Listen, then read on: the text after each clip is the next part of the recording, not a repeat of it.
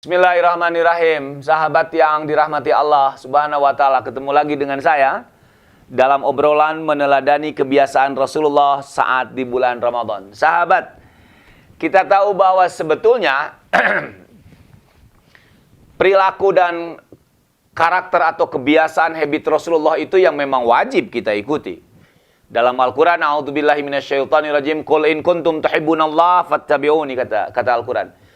Jika kalian mencintai Allah, maka cara untuk mencintai Allah itu adalah caranya ikuti aku. Jadi bagaimana kemudian dalam keseharian hidup ini Rasul dijadikan sebagai kudwah dan uswah, sebagai law of profile, sebagai panduan, sebagai anutan dalam menjalani hidup dan kehidupan, agar setiap tarikan napas, ayunan tangan, langkah kaki, hayatuna kullu ibadah memang bernilai ibadah. Satu syaratnya, teladani Rasulullah Sallallahu Alaihi Wasallam.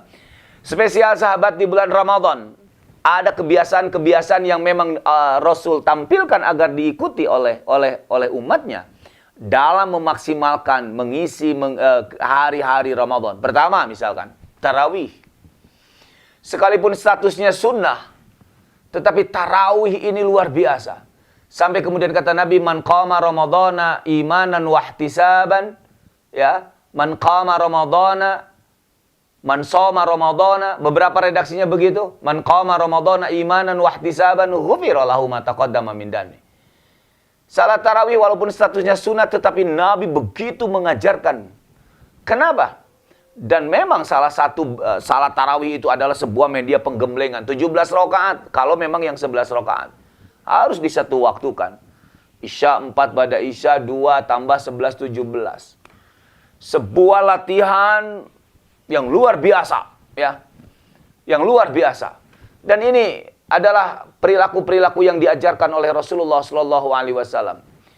Yang kedua, misalkan Rasulullah pun, Masya Allah, dalam hadis yang lain kata Nabi, kata para sahabat, Rasulullah itu kalau di Ramadan spesial ajwadunas, adalah orang yang paling dermawan. Artinya apa? Rasul memberikan satu sampling, satu contoh bahwa jadikan Ramadan ini adalah bulan sedekah. Bulan untuk gemar berbagi, gemar untuk peduli dengan orang-orang di sekitar kita yang mungkin selama ini tidak pernah terperhatikan.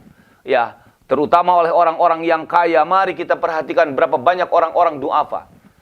Orang-orang yang diberi kelebihan rezeki oleh Allah, please, di balik rezeki yang dititipkan Allah ada hak mereka.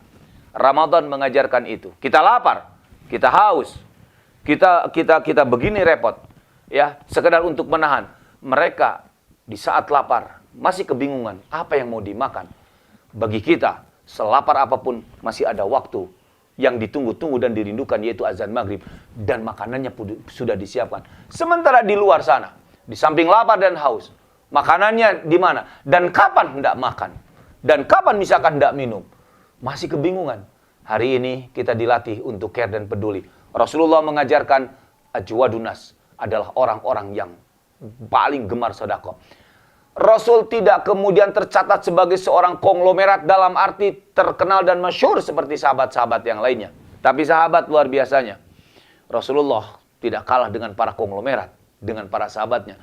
Rasulullah tidak kalah untuk bersedekah dengan Salman Al-Farisi, dengan Utsman bin Affan, dengan para pengusaha dan para konglomerat-konglomerat. Rasulullah tidak pernah kalah. Rasul mengajarkan untuk ajwadunas di bulan Ramadan. Yuk berbagi dan peduli dengan orang-orang di sekitar kita.